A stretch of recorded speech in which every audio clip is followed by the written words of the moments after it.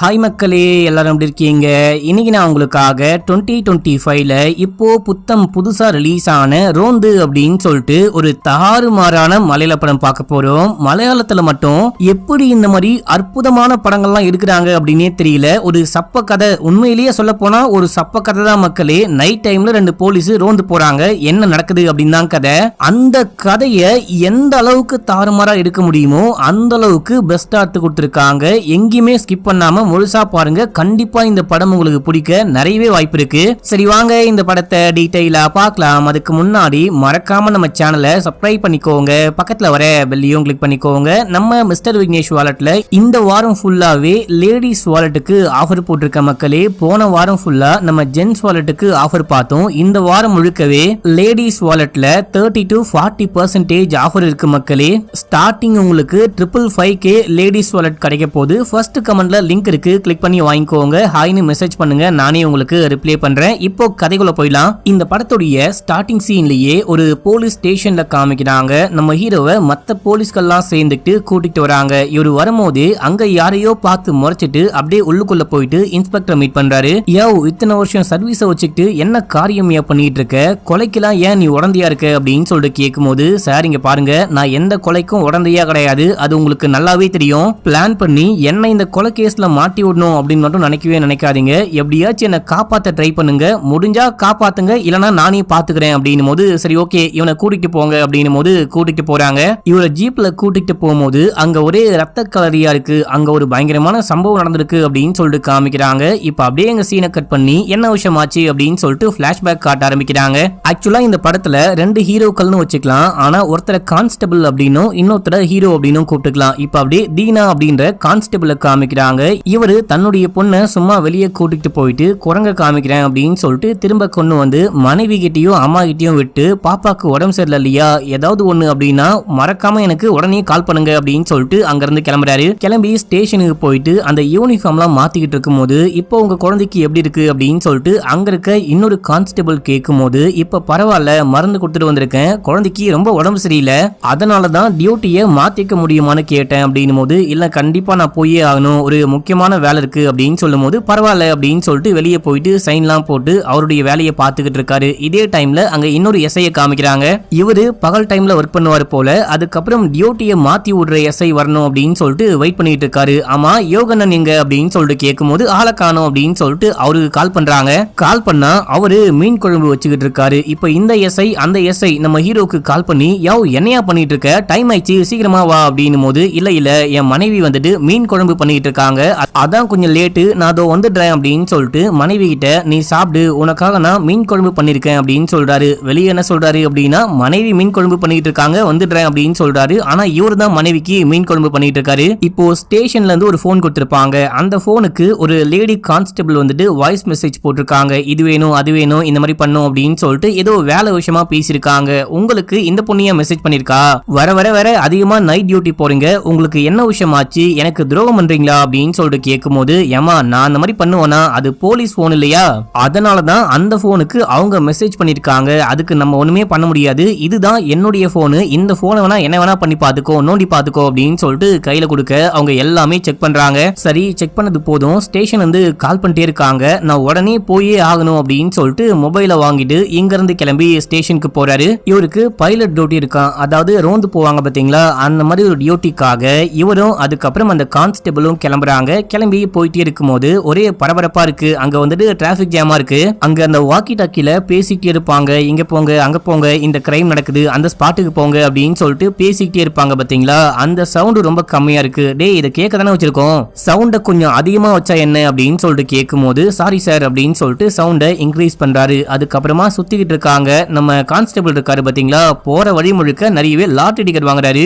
வேலை வெட்டி இல்லாதவன் தான் இந்த மாதிரி லாட்டரி டிக்கெட் எல்லாம் வாங்குவான் அப்படின்னு சொல்லிட்டு ஹீரோ கலாய்க்கும் போது, லாட்டரி மட்டும் அடிச்சது அப்படின்னா வாழ்க்கையே தலைகீழா மாறும் அப்படின்னு சொல்றாரு. அப்புறம் போற வழியில ஒரு கடையில நின்னு தம் அடிச்சுட்டு தண்ணிலாம் குடிச்சிட்டு அதுக்கப்புறமா ஒரு ஸ்டார் மாதிரி எதையோ தூக்கி நம்ம ஹீரோ வண்டியில மாட்டும் போது, சார் என்ன சார் ஆச்சு, இந்த மாதிரி நம்ம மதம் சம்பந்தப்பட்ட எதையும் வண்டியில மாட்டக்கூடாது, இதான் ரூல் அப்படின்னும் போது, நான் என்ன சிலுவையா தூக்கி மாட்டினேன், ஸ்டார் தானே மாட்டினேன், இதுல எந்த பிரச்சனையும் கிடையாது அப்படின்னு சொல்றாரு. ஆக்சுவலா இந்த கான்ஸ்டபிள் இருக்காரு பாத்தீங்களா, இவர் படிச்சுட்டு இப்பதான் புதுசா போலீஸ்ல ஜாயின் பண்ணிருக்காரு போல, இந்த மாதிரி இருக்கணும் அந்த மாதிரி இருக்கணும் அப்படின்னு சொல்லிட்டு நம்ம ஹீரோ எல்லாமே எக்ஸ்பிளைன் பண்ணிட்டே போயிட்டு இருக்காரு.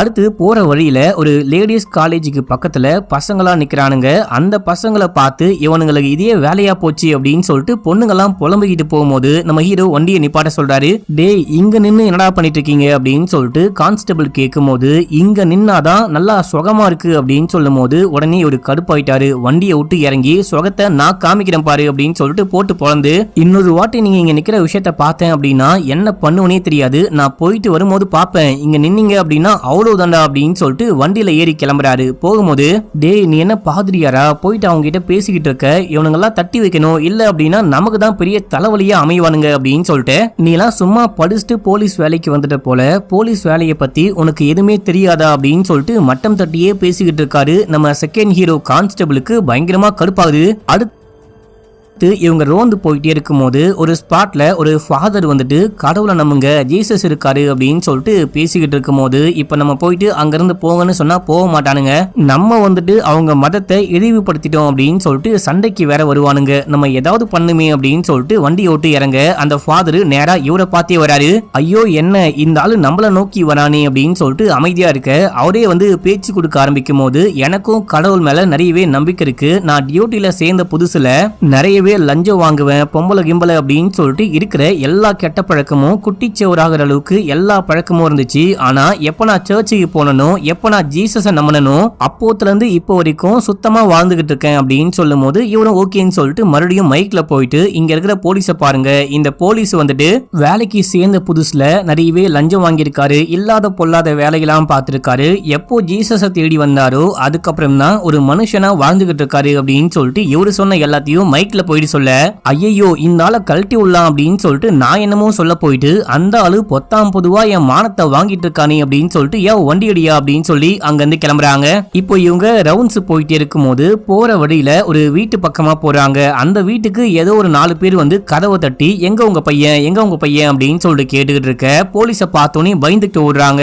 நம்ம கான்ஸ்டபிள் நான் பின்னாடி ஃபாலோ பண்ணவா அப்படின்னு சொல்லிட்டு கேட்கும் போது, அவனுங்களுக்கு பின்னாடி ஓடினா எதுவுமே வேலைக்காவாது, நைட்டு முழுக்க அவங்க கூட தான் டியூட்டி பார்க்கணும், இங்க விசாரிக்கலாம் அப்படின்னு சொல்லிட்டு என்ன விஷயம்னு கேட்கும் போது, நவீன் அப்படின்னு சொல்லிட்டு ஒரு பையன் கூட தான் தன்னுடைய பொண்ணு ஓடி இருக்கா, எங்க வீட்டு பொண்ணு ஓடி இருக்கா அப்படின்னு சொல்லிட்டு அந்த நவீனை தேடி வந்திருக்காங்க. நவீன் இங்க கிடையாது அப்படின்னு சொல்றாங்க.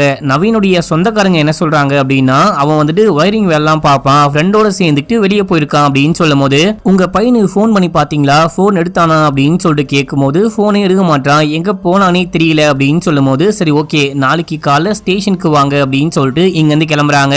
அடுத்து போலீஸ் ஸ்டேஷனுக்கு ஒரு கால் வந்திருக்கும், இந்த மாதிரி என் பொண்ணை காணோம், எங்க போனானே தெரியல அப்படின்னு சொல்லும் போது ஒரு லொகேஷன் சொல்றாங்க. அந்த லொகேஷனுக்கு விசாரிக்கலாம் அப்படின்னு சொல்லிட்டு போகும்போது அங்க கொஞ்சம் பெரிய பணக்கார வீடு போல ஒரு லேடியை காமிக்கிறாங்க. அந்த லேடியோடைய ஆட்களையும் காமிக்கிறாங்க. நாங்க வந்துட்டு நவீன தேடி போகும்போது அங்க நவீன காணோம், அது மட்டும் இல்லாம அதுக்குள்ள போலீஸ் வந்துட்டாங்க அப்படின்னும் போது, டேய் உங்களை நம்பி ஒரு வேலையை கொடுத்தா ஒழுங்கா பார்க்க மாட்டீங்களா அப்படின்னு சொல்லிட்டு சமையா திட்டிக்கிட்டு இருக்கும் போது இங்கேயும் போலீஸ் வராங்க. போலீஸ் வந்து இந்த மாதிரி ஒரு பொண்ணை காணோம் அப்படின்னு சொல்லிட்டு கம்ப்ளைண்ட் வந்துச்சு, யாரு கம்ப்ளைண்ட் கொடுத்தா அப்படின்னு சொல்லிட்டு கேட்கும் போது, அப்படி எந்த பொண்ணும் காணாமலே போகல அப்படின்னு சொல்லிட்டு அங்க இருக்க தாடிக்காரனும் இந்த லேடியும் சொல்லும் போது, இல்ல நான் போயிட்டு பார்க்கணும், அந்த பொண்ணை கூப்பிடுங்க, கம்ப்ளைண்ட் வந்ததுனால தான் இவ்வளவு தூரம் வந்தோம் அப்படின்னும் போது, நான் தான் சொல்றேன்ல பொண்ணு வந்துட்டு வீட்டுக்குள்ள இருக்கா, அவளை காமிக்க முடியாது, நீங்க கிளம்புங்க, காமிக்கணும் அப்படின்னு சொல்லிட்டு எந்த ரூல்ஸும் கிடையாது அப்படின்னு சொல்லும் போது, எங்க நீங்க கால் பண்ணி கூப்பிட்டீங்க அப்படின்னு தான் வந்தேன், நான் உள்ளுக்குள்ள போயிட்டு பார்க்காம போக மாட்டேன் அப்படின்னு சொல்லிட்டு நம்ம கான்ஸ்டபிள் தாடிக்காரன் கூட சண்டை போட, அப்ப நம்ம ஹீரோ வந்து தடுக்கிறாரு. டேய் ஆபீசர் எனக்கு தெரியும், நீ டிரைவர் வேலையை மட்டும் பாரு, போயிட்டு உள்ள உட்காரு அப்படின்னும் போது கடுப்பா உள்ளுக்குள்ள போறாரு. மேடம் இங்க பாருங்க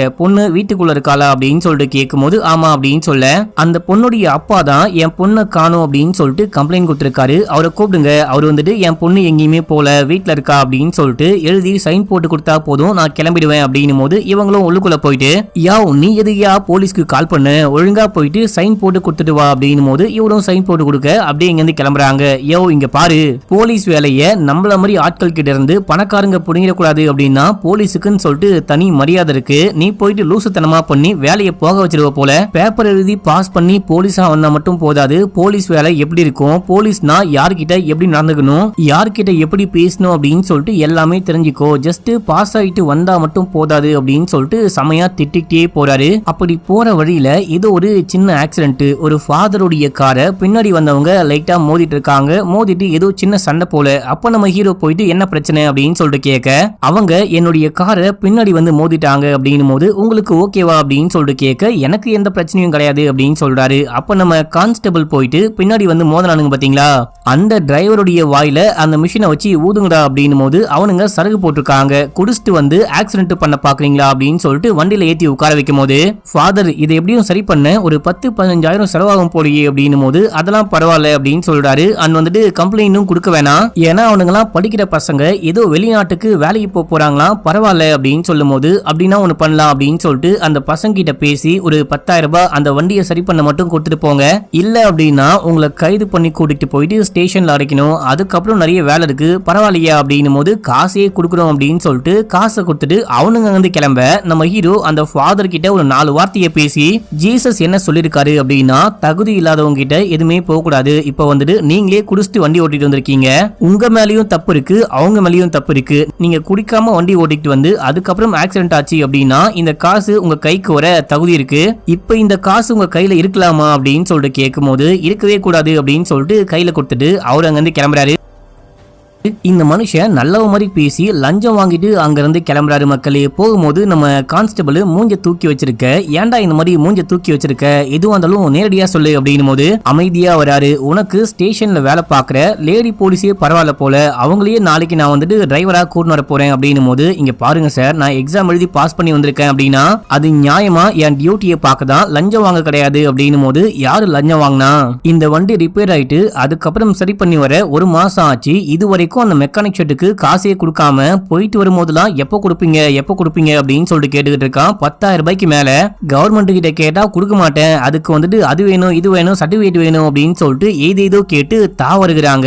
இந்த டைம்ல என்னுடைய காசை தூக்கியா கொடுக்க முடியும், ஏற்கனவே என்னுடைய சம்பளத்துல பாதி நாள் சம்பளம் கட் பண்ணிட்டாங்க, அதுக்காக தான் இந்த காசை வாங்கினேன், நியாயமா தான் வாங்கியிருக்கேன், இதை கொண்டு போயிட்டு நாளைக்கு மெக்கானிக் ஷெட்ல கொடுத்துரு அப்படின்னு சொல்றாரு. அதுக்கப்புறம் போயிட்டு சாப்பிட்டுக்கிட்டு இருப்பாங்க. வாடா சாப்பிடுறா அப்படின்னு சொல்லிட்டு கூப்பிடும் போது எனக்கு வேணாம் அப்படின்னு சொல்லிட்டு மனைவிக்கு கால் பண்ணி குழந்தைக்கு எப்படி இருக்கு அப்படின்னு சொல்லிட்டு கேட்கும் போது இப்போ பரவாயில்ல அப்படின்னு சொல்றாங்க. அடுத்து ஒரு வேலை, ஏதோ ஒரு அரசியல்வாதியுடைய வண்டி வருது, அந்த வண்டிக்கும் நீங்க வந்துட்டு பாதுகாப்பா போகணும் அப்படின்னும் போது அந்த வண்டி வரும்போது இவங்களும் கூடவே போறாங்க. நம்ம ஹீரோவுடைய அந்த கான்ஸ்டபிளும் தான் முன்னாடி வண்டி ஓட்டிட்டு போவாங்க, வேகமா ஓட்டு போறாங்க.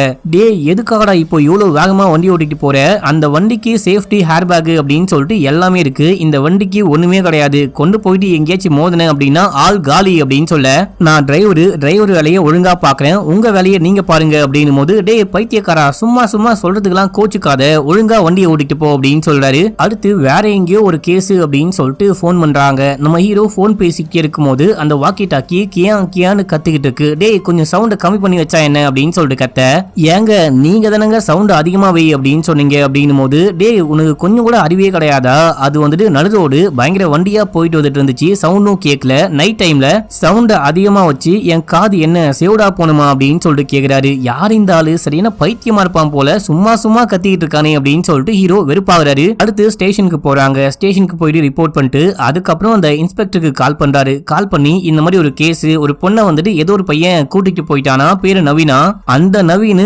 அருண் அப்படின்னு சொல்லிட்டு ஒரு ஃப்ரெண்டு கூட சேர்ந்துட்டு எங்கேயோ மறைஞ்சிருக்காங்களா, என்ன பண்றாங்க அப்படின்னா தெரியல, நான் போயிட்டு கேட்கும் போது ஏதோ வயரிங் வேலையா போயிருக்காங்க அப்படின்னு சொன்னாங்க, வேற ஒண்ணுமே தெரியாது அப்படின்னு சொல்ல, சரி அந்த விஷயத்த நான் பாத்துக்கிறேன், அந்த விஷயமா உனக்கு ஏதாவது கேஸ் இல்ல கம்ப்ளைண்ட் வந்தா மறக்காம எனக்கு அப்டேட் பண்ணு அப்படின்னு சொல்லிட்டு போனை கட் பண்றாரு. அடுத்து மறுபடியும் ஒரு கேஸ், ஒரு எமர்ஜென்சி அப்படின்னு சொல்லிட்டு கால் பண்றாங்க. ஹீரோக்கு வயிறு சரியில்லை அப்படின்னு சொல்லிட்டு அந்த கான்ஸ்டபிளை மட்டும் போய் பார்க்க சொல்லுங்க, கூட யாரையாவது கூட்டம் சொல்லுங்க அப்படின்னும் போது இந்த கான்ஸ்டபிளும் அந்த ஸ்டேஷனுடைய ஏஎஸ்ஐயும் கிளம்புறாங்க. ஏஎஸ்ஐ வந்துட்டு ஆஃப் டியூட்டில இருக்காரு, அவருக்கு பகல்ல தான் டியூட்டி, நைட்ல சும்மா படுத்து தூங்கிட்டு இருக்காரு போல. இதை ஏன் சொல்றேன் அப்படின்னு சொல்லிட்டு உங்களுக்கு போக போக புரியும். இப்போ அப்படியே இங்க கிளம்புறாங்க. என்ன கேஸ் அப்படின்னு சொல்லிட்டு பார்த்தா, ஒரு மென்டலி பாதிக்கப்பட்டவரு தன்னுடைய பையனை வீட்டுக்குள்ளேயே வச்சுக்கிட்டு அடைச்சு வச்சிருக்காராம். ஆனா அந்த குட்டி பையனை யாராவது தூக்கிட்டு போகாம பாதுகாக்கிறேன் அப்படின்ற பேர்ல அடைச்சு வச்சு ரொம்பவே கொடுமைப்படுத்துறாரு அப்படின்னு சொல்லிட்டு அக்கம் பக்கத்துல இருக்கவங்க கால் பண்ணிருக்காங்க.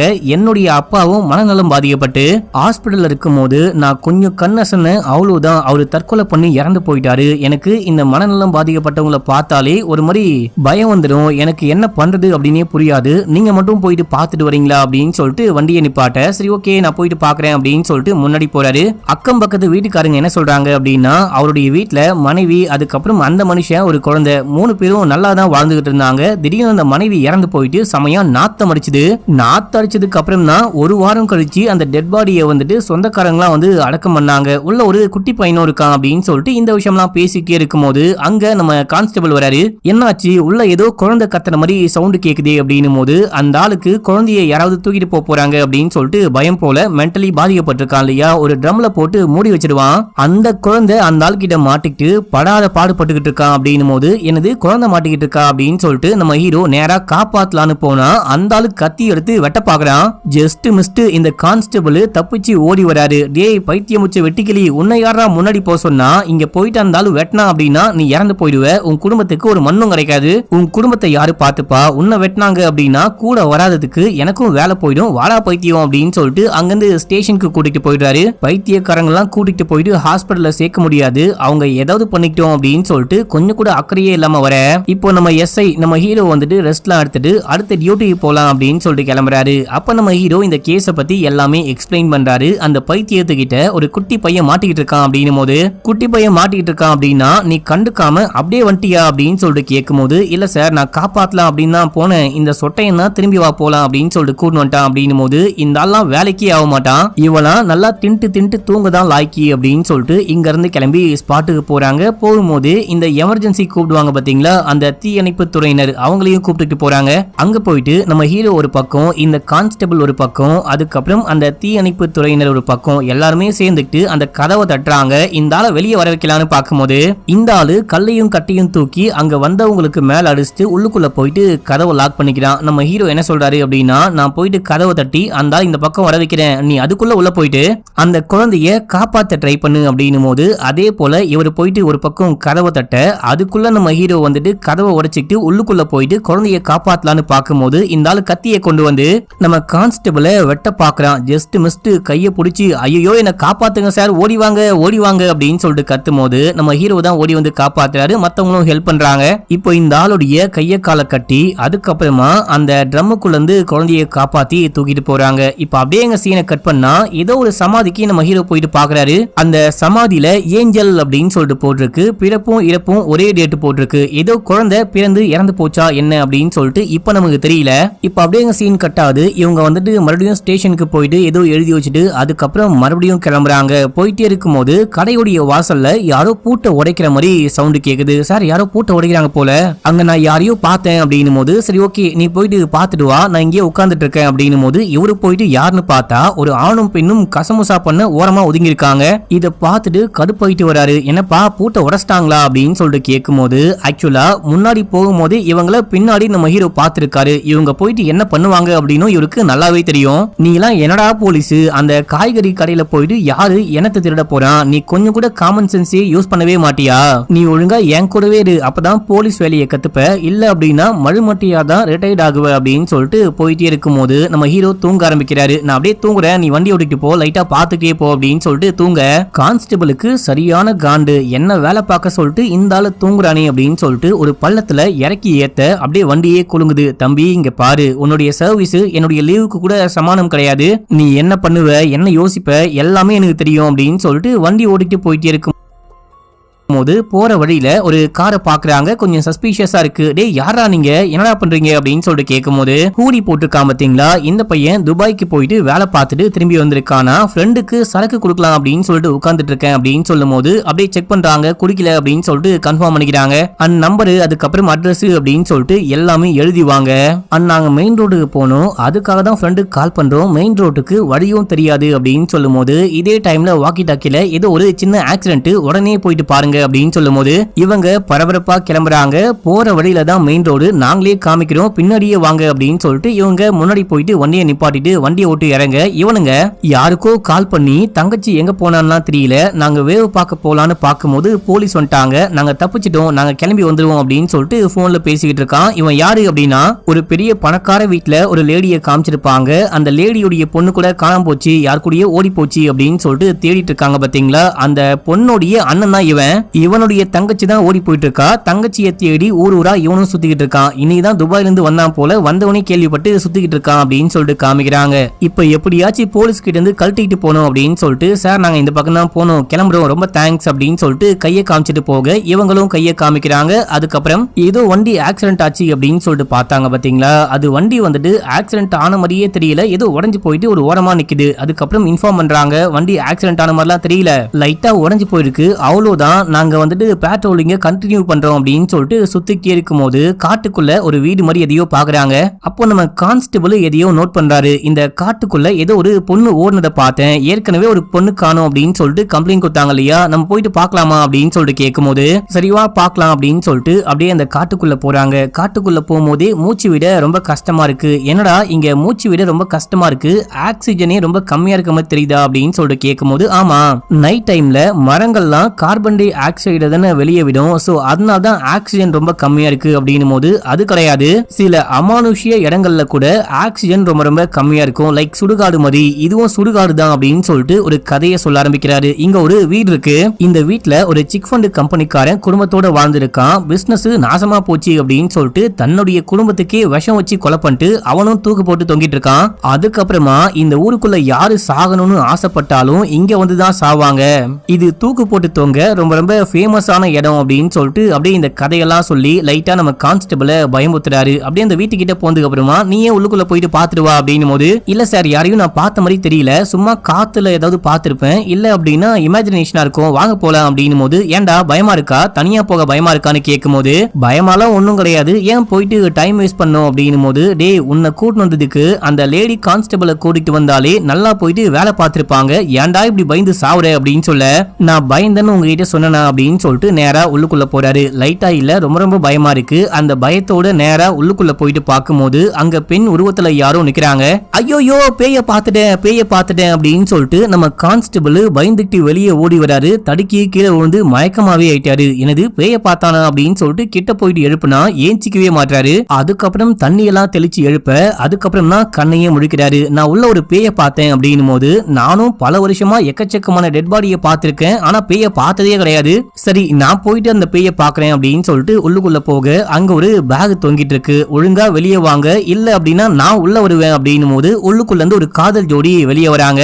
இந்த டைம்ல இங்க வந்து என்ன பண்ணிட்டு இருக்கீங்க அப்படின்னு சொல்லிட்டு கேட்கும் போது, இவங்க வீட்டை விட்டு ஓடி வந்துட்டாங்களாம், போலீஸ பார்த்து பயந்து இங்க வந்துட்டோம் அப்படின்னு சொல்லும் போது, சரி வாங்க போலாம் அப்படின்னு சொல்லிட்டு கூப்பிடும் போது அவங்க பயப்படுறாங்க. நேரா போலீஸ் ஸ்டேஷனுக்கு போலாம், கவலையே படாதீங்க, நாளைக்கு கோர்ட்டுக்கு கூட்டிட்டு போறேன் அப்படின்னு சொல்லிட்டு இங்க இருந்து ஜீப்ல கூட்டு போறாங்க. அப்பதான் தெரியுது ஸ்டார்டிங் சீன்ல இருந்து ஒரு பொண்ணை காணோம் அப்படின்னு சொல்லிட்டு தேடிட்டு இருக்காங்க. நவீன் அப்படின்னு சொல்லிட்டு ஒரு பையன் கூட ஓடி போயிட்டா அப்படின்னு சொல்றாங்க பாத்தீங்களா, அந்த பொண்ணு இவதான்னு காமிக்கிறாங்க. ஆனா அந்த பையன் நவீன் கிடையாது. இவன் நவீன் இல்ல அப்படின்னா வேற யாருன்னு கேட்கும் போது, இவன் தான் என் பாய் ஃப்ரெண்டு, மாடலிங் எல்லாம் பண்ணிட்டு இருக்கான், நவீன் வந்துட்டு என்னுடைய பெஸ்ட் ஃப்ரெண்டு, அவன் தான் எங்க ரெண்டு பேரையும் சேர்த்து வச்சு என்ன வீட்டுல இருந்து கூட்டிட்டு வந்து இவன் கூட அமுச்சு வச்சான் அப்படின்னு சொல்லும் போது, இப்போ அவன் தான் மாட்டிட்டு முழிக்கிறான் அப்படின்னு சொல்லிட்டு நேரா ஸ்டேஷன் கூட்டிட்டு போயிட்டு, இந்த பொண்ணையும் பையனையும் பத்திரமா பாத்துக்கோங்க, நாளைக்கு கோர்ட்டுக்கு கூட்டிட்டு போகணும், இவங்களை தேடி யாரு வேணா வர வாய்ப்பு இருக்கு அப்படின்னு சொல்றாரு. இப்ப அப்படியே எங்க சீன் கட்டாவது, கான்ஸ்டபிளுக்கு மனைவி கால் பண்றாங்க, பொண்ணுக்கு ரொம்ப உடம்பு முடியல, உடனே ஹாஸ்பிட்டலுக்கு கூட்டிட்டு போகணும், வீட்டுக்கு வரீங்களா அப்படின்னு சொல்லிட்டு கேட்கும் போது, தோ நான் உடனே வரேன் அப்படின்னு சொல்லிட்டு ஹீரோ கிட்ட போயிட்டு, நான் வீட்டுக்கு போறேன், குழந்தைக்கு ரொம்ப உடம்பு சரியில்லை, உடனே போய் ஆகணும் அப்படின்னும் போது, வாடா ஜீப்ல போலாம், நானே டிராப் பண்றேன் அப்படின்னும் போது, பரவாயில்ல சார் பைக்ல போறேன் அப்படின்னும் போது, மழை பெய்து வா நானே டிராப் பண்றேன், பொதுமக்களுடைய எமர்ஜென்சிக்கு மட்டும் இல்லாம நம்ம எமர்ஜென்சிக்கும் தாராளமா நம்ம வண்டியை யூஸ் பண்ணலாம் அப்படின்னு சொல்லிட்டு அப்படியே இங்க இருந்து கிளம்பி வீட்டுக்கு போயிட்டு அம்மா அதுக்கப்புறம் அந்த குட்டி குழந்தை பொண்டாட்டி அப்படின்னு சொல்லிட்டு எல்லாரையும் பிக்கப் பண்ணிட்டு ஹாஸ்பிட்டலுக்கு கூட்டிட்டு போயிட்டு ட்ரீட்மெண்ட்லாம் பாத்துக்கிட்டு இருக்காங்க. நம்ம ஹீரோ அப்படியே எட்டி பாத்துக்கிட்டு இருக்காரு. அந்த டைம்ல நம்ம கான்ஸ்டபிள் பில்லு பே பண்ணலாம் அப்படின்னு சொல்லிட்டு வெளியே வர, அங்க வந்த ரெண்டு பேரு அவங்களை எந்த லாட்ஜ்ல இருந்து கூட்டணும் நீங்க அப்படின்னு சொல்லிட்டு கேட்கும் போது கடுப்பாயிட்டு, என்னுடைய அம்மாவும் என் பொண்டாட்டியும்டா என்ன பேச்சு பேசுற அப்படின்னு சொல்லிட்டு கடுப்பாக, சரி சரி நீ விடு, இப்போ நீ எங்க போற அப்படின்னு சொல்லிட்டு கேட்கும் போது, பில்லு பே பண்ணு அப்படின்னு சொல்லும் போது, அந்த பில்ல கூட நான் பே பண்றேன், நீ உள்ளுக்குள்ள போயிட்டு குழந்தை கூட இரு, இவனுங்களை நான் பாத்துக்கிறேன் அப்படின்னு சொல்லிட்டு, தம்பிங்களா என் கூட வாங்க பில்லு பே பண்ணலாம் அப்படின்னு சொல்லிட்டு அப்படியே கூட்டிட்டு போறாரு. அவங்க கிட்ட என்ன கேட்ட அப்படின்னு போது, எந்த லாட்ஜ்னு கேட்டேன் அப்படின்னு போது, நாளை பொழுது உன்னுடைய அம்மாக்கோ இல்ல உன் பொண்டாட்டிக்கோ உன் குழந்தைக்கோ பிரச்சனை அப்படின்னா, ஒருவேளை வண்டி கிடைக்காம போலீஸ்காரனான நாங்க கூட்டிட்டு வந்தோம் அப்படின்னா அப்பயும் இந்த மாதிரி தான் லாட்ஜை பத்தி பேசுவியா அப்படின்னு சொல்லிட்டு கேட்கும் போது, சாரி சார் மன்னிச்சுக்கோங்க அப்படின்னு சொல்ல இவர் அமைதியா போயிடுறாரு. இப்ப அப்படியே எங்க சீன் கட் ஆகுது. குழந்தை, மனைவி, அம்மா இவங்களை வந்துட்டு ஹாஸ்பிட்டல்லயே விட்டு அடுத்த வேலை அப்படின்னு சொல்லிட்டு கிளம்புறாங்க. ஏதோ ஒரு லேடி தற்கொலைக்கு ட்ரை பண்றாங்க அப்படின்னு சொல்லிட்டு கால் பண்ண அந்த ஸ்பாட்டுக்கு வேகமா போயிட்டு கதவெல்லாம் உடைச்சி உள்ளுக்குள்ள போயிட்டு பார்த்தா ஒரு லேடி தூக்குல தொங்கிட்டு இருக்காங்க. அங்க ஒரு குழந்தை அழுதுகிட்டு இருக்கு. உடனே நம்ம கான்ஸ்டபிள் அவங்கள காப்பாத்தலான்னு தூக்கி பிடிக்கும் போது, டே அந்த லேடி இறந்து போயிட்டாங்க, அமைதியாரு, அந்த குழந்தைய தூக்கு அப்படின்னு சொல்லிட்டு இவரே அந்த குழந்தைய தூக்கிட்டு வெளியே போறாரு. நம்ம கான்ஸ்டபிளுக்கு ஒரு மாதிரி மனசே உடைஞ்சு போச்சு. முதல் முறையா இந்த மாதிரி ஒரு லேடி தொங்குறத கண்ணால பாத்துட்டாரு. அப்படியே மனசுடைஞ்சு கீழே போக அந்த ஃபேமிலியை சேர்ந்த எல்லாரும் நீங்க ஏதாவது சொந்தக்காரங்க வீட்டுக்கு போங்க அப்படின்னு சொல்லிட்டு அமுச்சு வச்சுட்டு அந்த குழந்தையும் கூட்டிகிட்டு போக சொல்லிட்டு அதுக்கப்புறம் போலீஸுக்கெல்லாம் கால் பண்றாங்க. மத்த போலீஸுக்கெல்லாம் சீக்கிரமா கிளம்பி ஸ்பாட்டுக்கு வாங்க அப்படின்னும் போது அவங்களும் கிளம்பி வராங்க. நம்ம கான்ஸ்டபிள் இருக்காரு பாத்தீங்களா, இவரு அப்படியே உடஞ்சு போயிட்டு உட்கார்ந்துகிட்டு இருக்காரு. நீ இந்த தண்ணியை குடிய மூஞ்செல்லாம் கழுவிக்கோ அப்படின்னு சொல்லிட்டு இதை பார்த்துலாம் கவலைப்படாத, இதே போல நம்ம எக்கச்சக்கமான டெட் பாடியை பார்க்க வேண்டியது இருக்கும், நிறைய கொலை கொள்ளை கற்பழிப்பு அப்படின்னு சொல்லிட்டு நிறையவே மோசமான விஷயங்களை பார்க்க வேண்டியதா இருக்கும் அப்படின்னு சொல்லிட்டு கொஞ்சம் அட்வைஸ் பண்றாரு. அப்புறம் அந்த பேட்ரோலிங் போற வழியில தான் தன்னுடைய வீடு அப்படின்னு சொல்லிட்டு போற வழியில கீழே குனிஞ்சு மாம்பழம் மாங்காலாம் பொறுக்கிருப்பாரு. அதை கொண்டு போயிட்டு மனைவி கிட்ட கொடுக்க, மனைவி என்னங்க அதுக்குள்ள வந்துட்டீங்க, வேலை முடிஞ்சு போச்சா அப்படின்னு சொல்லிட்டு கேட்கும் போது, இல்லம்மா இந்த பக்கம் வந்தேன், அதான் உனக்கு பிடிச்ச மாங்காய் வாங்கிட்டு வந்தேன், நீ சாப்பிட்டு படு, நான் அப்படியே கிளம்புறேன் அப்படின்னு சொல்லிட்டு இங்க இருந்து கிளம்புறாரு. கிளம்பி ஸ்டேஷனுக்கு போனோன்னு கான்ஸ்டபிள் அப்படியே பித்து பிடிச்ச மாதிரி உட்கார்ந்துகிட்டு இருக்க, லைட்டா சரக்க ஊத்தி இந்தாடா குடிடா அப்படின்னு போது, ஆனா டியூட்டில இருக்கும் அப்படின்னு போது அதெல்லாம் பாத்துக்கலாம் குடி அப்படின்னு சொல்லிட்டு ரெண்டு பேரும் லைட்டா சரக்கு அடிக்கிறாங்க. இங்க பாரு, எல்லா போலீஸ்காரனுடைய வாழ்க்கையிலையும் இந்த மாதிரி முதல் முறையா பார்த்த அந்த டெட் பாடி இல்ல இந்த மாதிரி கொடூரமான சம்பவம்லாம் மறக்கவே மறக்காது. அதுக்கப்புறம் புதுசா பார்ப்போம், இதெல்லாம் ஒரு விஷயமே கிடையாது, வீடு பாத்துக்கலாம் அப்படின்னு சொல்லிட்டு நம்ம ஹீரோ இவருக்கு ஆதலா பேசிக்கிட்டே இருக்கும் போது அங்க ஒரு ஏஎஸ்ஐ வராரு. அவர்கிட்ட இந்தா நீ கொஞ்சம் அடிச்சுக்கோ, அதுக்கப்புறம் சரக்க தூக்கி பத்திரமா வை, நாங்க கிளம்புறோம் அப்படின்னு சொல்லிட்டு அங்கிருந்து கிளம்புறாங்க. அடுத்து வண்டியை ஓரமா போட்டு போற வர வண்டியை செக் பண்ணிட்டே இருக்கும் போது அங்க ரெண்டு பேரு பைக்ல வராங்க, ஹெல்மெட்டையே போடாம, அதுவும் மிட் நைட்ல வராங்க. இந்த டைம்ல எங்க போயிட்டு வரீங்க, ஹெல்மெட் எங்க அப்படின்னு சொல்லிட்டு கான்ஸ்டபிள் கேட்கும் போது அதுல பின்னாடி ஒருத்தன் போலீஸ பார்த்தோன்னே போன் பண்ணி பேசிக்கிட்டு இருக்கான். அம்மாக்கு உடம்பு சரியில்லை, அதான் ஹாஸ்பிட்டலுக்கு போயிட்டு இருக்கோம் அப்படின்னும் போது சரி ஓகே போடா அப்படின்னு சொல்ல அவனுங்களும் கிளம்புறாங்க. அப்ப நம்ம ஹீரோ கான்ஸ்டபிள் கூப்பிட்டு அது என்ன கேஸ் அப்படின்னு சொல்லிட்டு கேட்கும் போது, அம்மாக்கு உடம்பு சரியில்லையா, அதான் ஹாஸ்பிட்டலுக்கு போறாங்க அப்படின்னு சொல்ல, நீ இந்த ஊருக்கு புதுசா, ஸ்டேஷன்ல டியூட்டிக்கு சேர்ந்து எவ்வளவு நாள் ஆகுது அப்படின்னு சொல்லிட்டு கேட்கும் போது 6 மாசம் அப்படின்னு சொல்ல, டே ஹாஸ்பிட்டல் அந்த பக்கம் இருக்கு, அவன் இந்த பக்கம் போறான், நீ எல்லாம் போலீஸ் ஆக தகுதியே கிடையாதுடா அப்படின்னு சொல்லிட்டு கலாச்சி விட்டு அதுக்கப்புறம் ஒரு கிரைம் ஸ்பாட் அங்க போறாங்க. அங்க போனா அருண் அப்படின்ற ஒரு பையனுடைய வீட்டுக்குள்ள போந்து கதவெல்லாம் உடைச்சி அந்த வீட்டையும் உடைச்சி அந்த பையனை தூக்கிட்டு போயிட்டாங்களாம் அப்படின்னு சொல்லிட்டு அங்க இருக்க ஒரு சொந்தக்காரு கம்ப்ளைண்ட் கொடுக்குறாரு. எவ்வளவு கலவரமா இருக்கு, லேட்டாவா கம்ப்ளைண்ட் கொடுப்ப அப்படின்னு சொல்லிட்டு கேட்கும் போது, வீட்டுல யாருமே கிடையாது, நாங்க வெளியே போனோம், பக்கத்து வீட்டு ஆண்டி தான் போன் பண்ணி சொன்னாங்க அப்படின்னும் போது அந்த லேடி கிட்ட போயிட்டு விசாரிக்கும் போது யாரோ ஜீப்ல வந்தாங்க, அவங்க தான் அடிச்சு இழுத்துட்டு போனாங்க அப்படின்னு சொல்லும் போது, நீங்க யாரையாவது அடையாளம் காமிக்க முடியுமா, அவங்கள இதுக்கு முன்னாடி பாத்திருக்கீங்களா அப்படின்னு சொல்லிட்டு கேட்க, நான் யாரையுமே சரியா பார்க்கல, ஆனா அந்த வண்டியோடைய நம்பரை மட்டும் நோட் பண்ணி வச்சிருக்கேன் அப்படின்னும் போது அதை வாங்கிட்டு நேரா ஸ்டேஷனுக்கு போறாங்க. அந்த நம்பரை அடிச்சு பார்க்கும்போது ஒரு ப்ளூ கலர் ஜிப்சி அப்படின்ற மாதிரி வருது. இதே போல ஒரு ஜிப்சியை இதுக்கு முன்னாடி இவங்க பார்த்தாங்க. துபாய்க்காரன் ஒருத்தன் ஃப்ரெண்டை பார்க்கணும் அப்படின்னு சொல்லிட்டு வெயிட் பண்ணிட்டு இருந்தான் அப்படின்னு சொன்னா பாத்தீங்களா, அந்த வண்டியும் இந்த வண்டியும் மேபி ஒன்னா இருக்குமா அப்படின்னு சொல்லிட்டு யோசிக்கிறாங்க. சரி நீ நம்பரை நோட் பண்ணியே சொல்லு, அவனுக்கு கால் பண்ணி பார்க்கலாம் அப்படின்னு சொல்லிட்டு கால் பண்ணா போனே போக மாட்டேங்குது. இன்னொரு நம்பருக்கு கால் பண்ணும்போது ஏதோ ஒரு லேடி கால் அட்டன் பண்றாங்க. டேய் நம்பரை வாங்கினியே ஒழுங்கா கரெக்டான நம்பரானு செக் பண்ண மாட்டியான்னு கேட்கும் போது, இல்ல சார் லைசன்ஸை பார்த்தேன், ஆனா நம்பரை செக் பண்ண மறந்துட்டேன், அதுக்கப்புறம் தான் அவசரமா கிளம்பிட்டோம் அப்படின்னும் போது, உன்னெல்லாம் வச்சுக்கிட்டு நான் என்ன கேஸ புடிச்சு என்ன இது பண்ண போறனோ தெரியல, உன்னை போயிட்டு என் கூட அமுச்சு வச்சாங்க பாரு அப்படின்னு சொல்லிட்டு புலந்துகிட்டே திட்டிக்கிட்டே இருக்கும் போது, சார் இதுக்கு வந்துட்டு நம்பர் கண்டுபிடிக்கணும் அப்படின்ற அவசியம் எல்லாம் கிடையாது, கூடவே ஒரு ஃபார்ச்சுனர் காரை பார்த்தேன், அதாவது ஃபர்ஸ்ட் அந்த ஜிப்சியை பார்க்கும்போது அங்கேயும் ஃபார்ச்சுனர் காரை பார்த்தேன், அதுக்கப்புறம் அவனுங்க கிராஸ் பண்ணி போனாங்க இல்லையா அங்கேயும் பார்த்தேன், இன்னொன்னு அந்த அருணை தூக்கிட்டு போயிருக்காங்க அப்படின்னு சொல்றாங்க இல்லையா அங்கேயும் ஃபார்ச்சுனர் காரை பார்த்ததா அந்த பசங்க சொன்னாங்க, அங்க இருக்கவங்க எல்லாம் சொன்னாங்க. சோ அந்த காருக்கும் இந்த ஜிப்சிக்கும் ஏதோ ஒரு கனெக்ஷன் இருக்கு. இதை தாண்டி நம்ம ஒரு பணக்கார வீட்டுக்கு செக் பண்ண போனோம், ஒரு பொண்ணை கூட காணும்னு சொன்னாங்க, நம்ம கூட கூட்டு வந்து வச்சிருக்கோம் இல்லையா, அந்த வீட்லயும் நான் வந்துட்டு ஒரு ஃபார்ச்சுனர் காரை பார்த்தேன், நவீன் அப்படின்ற பையன் கூட சேர்ந்துட்டு அந்த பொண்ணு ஓடி போயிட்டா, நவீன் வந்துட்டு அருண் அப்படின்ற பையன் வீட்டுக்கு போயிருக்கான் அப்படின்னு சொல்லிட்டு அந்த சொந்தக்காரர் சொன்னாரு பாத்தீங்களா, அந்த அருண் தான் இந்த அருண் நினைக்கிறேன், நீங்க வேணா உள்ளுக்குள்ள இருக்க அந்த பொண்ணையும் பையனையும் கூப்பிட்டு விசாரிங்க அப்படின்னும் போது அந்த பொண்ணை கூப்பிட்டு விசாரிக்கும் போது, ஆமா என்னுடைய அண்ணாவுடைய ஃப்ரெண்டு வந்துட்டு ஜிப்சி வச்சிருக்காரு, நம்பர்லாம் ஞாபகம் இல்ல, ஆனா நீங்க சொல்ற மாதிரி தான் ஒரு ஜிப்சி வச்சிருக்காரு அப்படின்னும் போது, எங்க உங்க அண்ணாவுடைய போட்டோவை காமி அப்படின்னு சொல்லிட்டு கேட்கும் போது அந்த துபாய்க்காரனுடைய போட்டோவை தான் காமிக்கிறா. உன் அண்ணாவுடைய நம்பர் இருக்கா அப்படின்னு சொல்லிட்டு கேட்டு வாங்கி போன் பண்ணும்போது அவன் 2 பேரையும் தூக்கிட்டா மக்களே. அந்த அருண் அதுக்கப்புறம் நவீன் 2 பேரையும் தூக்கி காருக்குள்ள வச்சு எங்கடா என் தங்கச்சி அப்படின்னு சொல்லிட்டு போலன்னு பொழக்க பெஸ்டி ஆச்சு பயபுள்ள காட்டி கொடுக்க மாட்டான். சொல்ல முடியாது அப்படின்னு சொல்லிட்டு அண்ணங்காரங்கிட்ட அடி வாங்கிட்டு இருக்கான். அப்ப நம்ம ஹீரோ கால் பண்ணி உன்னுடைய தங்கச்சிக்காக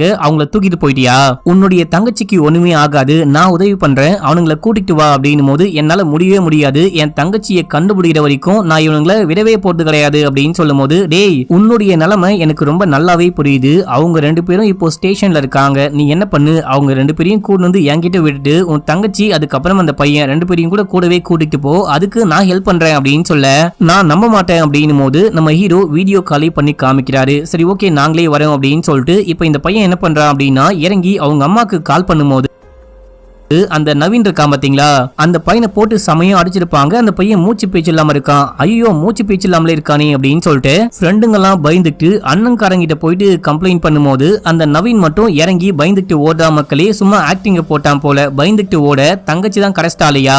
இந்த நவீனை புடிச்சு நம்ம என்ன பண்ண போறோம், அருணை மட்டும் கூப்பிட்டு வாங்க ஸ்டேஷனுக்கு போலாம் அப்படின்னு சொல்லிட்டு கிளம்புறாங்க. இந்த பக்கம் காமிக்கிறாங்க இவங்க 2 பேரையும் பத்திரமா பாத்துக்கோங்க, அவனுங்க வந்தானுங்க அப்படின்னா வந்தவனே கைது பண்ணுங்க, மத்த விஷயம்லாம் நான் பாத்துக்கிறேன் அப்படின்னு சொல்லிட்டு மறுபடியும் பேட்ரோலிங்க்கு போக ஏதோ டொமஸ்டிக் வயலன்ஸ் அப்படின்னு சொல்லிட்டு கால் வருது. அந்த வீட்டுக்கும் போறாங்க. அந்த வீட்டுக்கு போனா புருஷங்காரன் சரக போட்டு பொண்டாட்டிய போட்டு போலன்னு பொழக்கிறான். குழந்தை ஒண்ணு வெளியே ஓடி வருது. என்ன கண்ணாச்சு அப்படின்னு சொல்லிட்டு கேட்கும் போது அப்பா அம்மாவை போட்டு சமயம் அடிக்கிறாரு அப்படின்னும் போது நேரா உள்ளுக்குள்ள போறாங்க. அந்த லேடி என்ன சொல்றாங்க அப்படின்னா என்ன அடிச்சா கூட பரவாயில்ல, குழந்தை அடிக்கிறான் அப்படின்னும் போது அவ்வளவுதான் ஹீரோக்கு சரியான வெறி வருது. அந்த ஆளை போட்டு போலன்னு பொழக்கிறாரு, பயங்கரமா அடிக்கிறாரு. அப்போ நம்ம கான்ஸ்டபிள் தடுத்து ஏங்க என்னங்க பண்றீங்க, எதுக்கு அவனை போட்டு அப்படி அடிக்கிறீங்க, அடிச்சு ஏதாவது ஒண்ணு ஆயிடுச்சு அப்படின்னா உங்க வேலையும் போயிடும் என் வேலையும் போயிடும், நீங்க தானே சொன்னீங்க அப்படின்னு சொல்லிட்டு சமாதானப்படுத்த அடுத்து நம்ம ஹீரோவே அந்த குடிகாரரை தூக்குறாரு. இங்க பாரு வீட்டுல சண்டை போடாத, முக்கியமா குழந்தை மேல கை வைக்காத, கடுப்பாயிருவேன் அப்படின்னு சொல்லிட்டு அங்க இருந்து கிளம்புறாரு. இங்க இருந்து கிளம்பி போயிட்டே இருக்கும் போது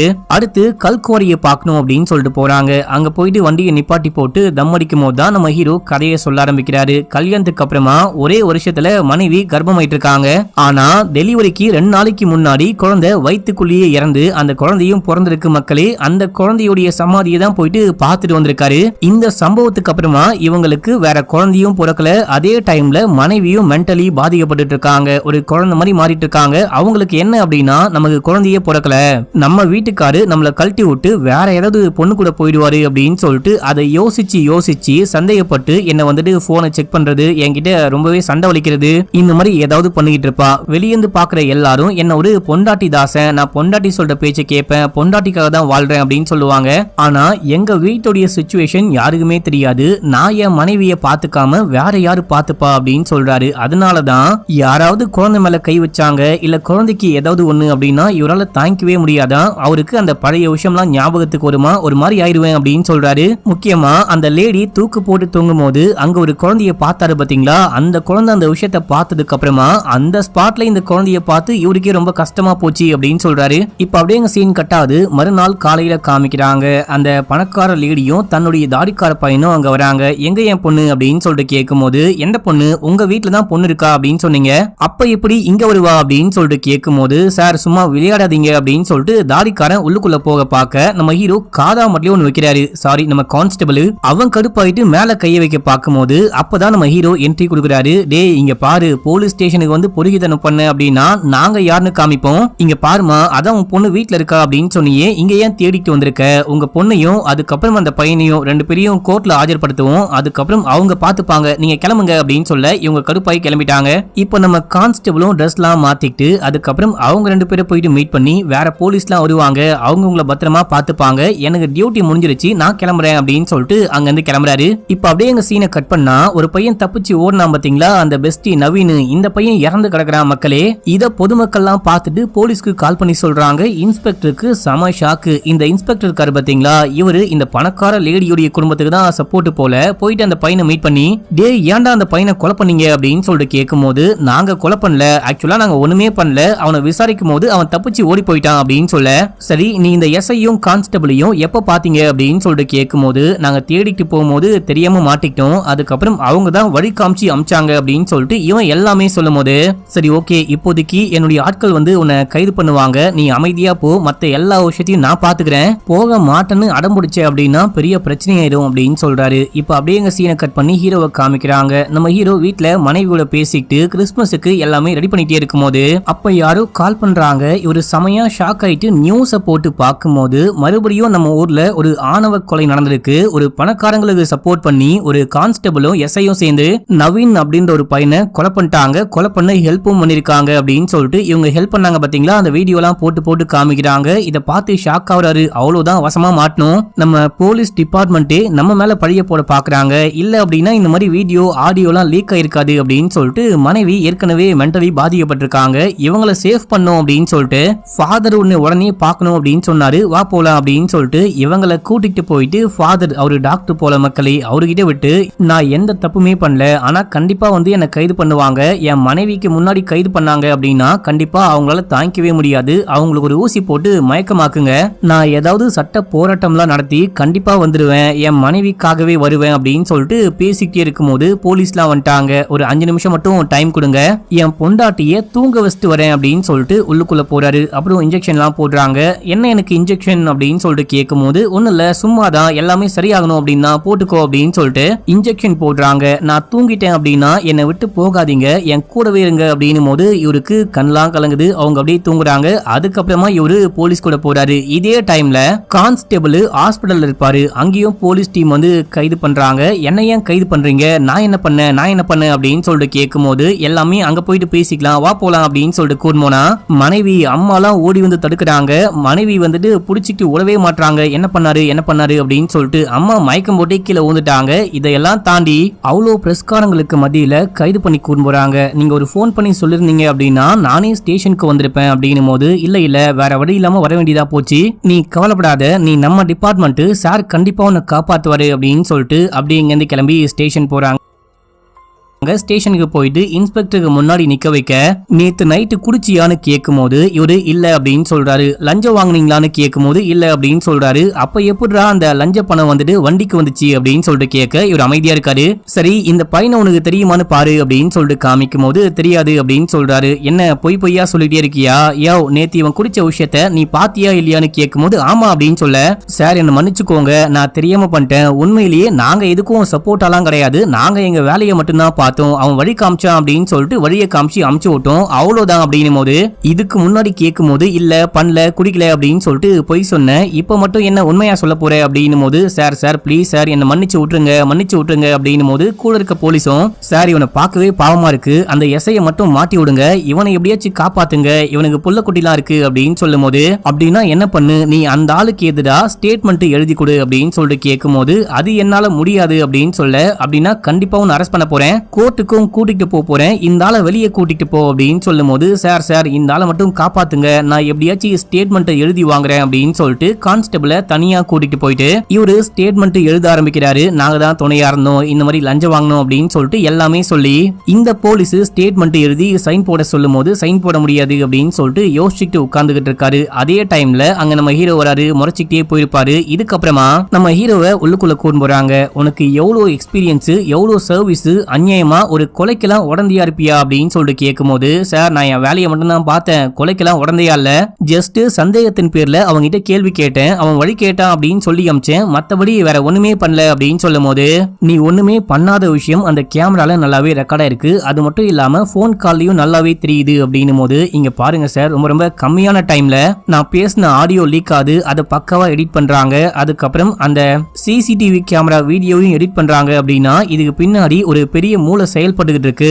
நீங்க வந்துட்டு அவங்க கூட சேர்ந்துட்டு என்ன மாட்டி விட பாக்காதீங்க, நம்ம எல்லாருமே ஒரே டிபார்ட்மெண்ட், முடிஞ்சா என்ன காப்பாத்துங்க அப்படின்னும் போது நான் எதுக்கியா உன்னை மாட்டி விட போறேன், ரெண்டு பேருமே ஒரே டிபார்ட்மெண்ட், உனக்கும் எனக்கும் என்ன வாய்க்கா தகராறா அப்படின்னு சொல்லிட்டு கேட்கும் போது இங்க பாருங்க அந்த அருணுடைய வீட்டுல தான் நவீன் இருக்கான் அப்படின்ற விஷயத்த நான் தான் உங்களுக்கு கால் பண்ணி சொன்னேன், அதுக்கப்புறம் தான் அருண் வீட்டுக்கு அந்த டீம் போயிட்டு அருணை தூக்கிட்டு போனாங்க, நான் சொல்லாம உங்களுக்கு தெரியாது, நீங்க சொல்லாம அவங்களுக்கு தெரிஞ்சிருக்க வாய்ப்பே கிடையாது, இப்ப நான் கோர்ட்டுக்கு போயிட்டு பேசினாலும் என்ன என்ன நம்பவே மாட்டாங்க.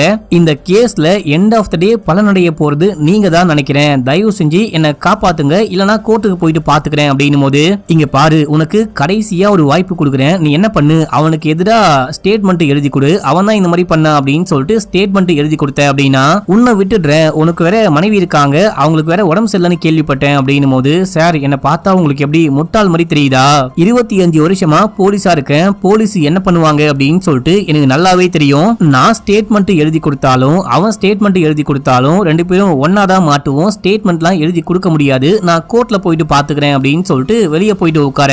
சரி ஓகே, நேத்து நைட்டு என்ன விஷயமாச்சோ அதையாச்சும் எழுதி கொடுங்க அப்படின்னு சொல்லிட்டு பேப்பரும் பேனாவும் கொடுக்க இவரு எழுத ஆரம்பிக்கிறாரு. இதே டைம்ல அந்த இன்னொரு ஏஎஸ்ஐ இருக்காரு பாத்தீங்களா, அவர் என்ன பண்றாரு அப்படின்னா கான்ஸ்டபிள் கிட்ட பேசி, நீ முதல்ல உன் பொண்டாட்டிக்கு போன் பண்ணி பேசு, இதுக்கப்புறம் பேச முடியுமான்னு தெரியல அப்படின்னு சொல்லும் போது இவரு கால் பண்றாரு. கால் பண்ணி அம்மா எப்படி இருக்காங்க, குழந்தை எப்படி இருக்கு, நீ கவலைப்படாத, நான் சீக்கிரமா வந்துருவேன் அப்படின்னு சொல்லிட்டு போனை கட் பண்றாரு. நீ கொஞ்சம் வெளியே வாயேன் அப்படின்னு சொல்லிட்டு கூட்டிட்டு போயிட்டு, அங்க பாரு உனக்கு எதிராக அந்த ஆளு ஸ்டேட்மெண்ட் எழுதிக்கிட்டு இருக்காரு, அவ்வளவுதான் உன் வாழ்க்கை நாசமா போகுது அப்படின்னும் போது, அந்த ஆளு என்ன மாட்டி விட பாக்குறானா, அந்த ஆளை சும்மாவே விடக்கூடாது அப்படின்னு சொல்லிட்டு இவரும் ஸ்டேட்மெண்ட்ல சைன் போடுறாரு. பக்கத்துல உட்கார வைக்கிறாங்க. உன் குழந்தை இப்போ எப்படி இருக்கா அப்படின்னு சொல்லிட்டு கேட்கும் போது இவரு மூஞ்சி தூக்கி வச்சிருக்காரு. டே பைத்தியம், ஏதாவது ஸ்டேட்மெண்ட்ல சைன் போட்டியா அப்படின்னு சொல்லிட்டு கேட்கும் போது, நீ மட்டும் என்ன மாட்டி விடுவ, நான் மட்டும் உன்னை மாட்டி விடக்கூடாதா அப்படின்னு சொல்லிட்டு கேட்க, டேய் உனக்கு கொஞ்சம் கூட அறிவே கிடையாது, போலீஸா இருக்க, ஆனா போலீஸ்காரங்க என்ன பண்ணுவாங்க அப்படின்னு சொல்லிட்டு உனக்கு தெரியவே இல்ல, அவ்வளவுதான் இப்போ ரெண்டு பேருடைய வாழ்க்கையும் முடிய போகுது அப்படின்னு சொல்ல, அதுக்கப்புறம் பிரஸ் மீடியா ரிப்போர்ட்டர்ஸ்லாம் வராங்க. இந்த மாதிரி இவங்க ரெண்டு பேர் தான் சப்போர்ட் பண்ணிருக்காங்க, அதுக்கப்புறம் தான் கொலை நடந்திருக்கு, வேற யாரோ கொலை பண்ணிருக்காங்க அப்படின்னு சொல்லிட்டு ஏதோ பிளேட்டையே மாத்தி பேசிக்கிட்டு இருக்கும் போது, பாத்தியா நீ பண்ண சைனால இப்ப நம்ம எங்க வந்து நிக்கிறோம் பாத்தியா அப்படின்னு சொல்லும் போது, இப்போ இந்த கான்ஸ்டபிளுக்கு என்ன பண்றது அப்படின்னே புரியாம பயந்துட்டு அங்க இருந்து ஓட ஆரம்பிக்கும் போது, அந்த பக்கம் ஒரு லாரி வேகமா வருது. அந்த லாரியில அடிபட்டு இவரு ஸ்பாட் அவுட், மக்களே இறந்து போனாரா இல்லையான்னு காமிக்கல. நம்ம ஹீரோவை கூட்டிட்டு போவாங்க பாத்தீங்களா, அப்போ எக்கச்சக்கமான ரத்தமா இருக்கும். இந்த ரத்தத்தை பார்க்கும்போது கண்டிப்பா அந்த மனுஷன் உயிர் பிழைச்சிருக்க வாய்ப்பே இல்ல அப்படின்னு சொல்லிட்டு காமிக்கிறாங்க. ஹீரோ மனசுடைஞ்சி கோர்ட்டுக்கு போறாரு. அதுக்கப்புறம் என்ன விஷயம் ஆச்சு அப்படின்லாம் காமிக்காம இந்த படத்தை அப்படியே முடிச்சிட்டாங்க மக்களே. ஆரம்பிக்கும் போது ஒரு மாதிரியும் முடிக்கும் போது ஒரு மாதிரியும் முடிச்சிருப்பாங்க. இந்த படம் உங்களுக்கு பிடிச்சதா இல்லையா அப்படின்னு சொல்லிட்டு மறக்காம கீழே கமெண்ட்ல சொல்லுங்க. இன்னமும் நம்ம சேனலை சப்ஸ்கிரைப் பண்ணாம பாக்குறீங்க அப்படின்னா பண்ணிக்கோங்க, பக்கத்துல வர பெல்லையும் கிளிக் பண்ணிக்கோங்க. ஓகே மக்களே, பாய்.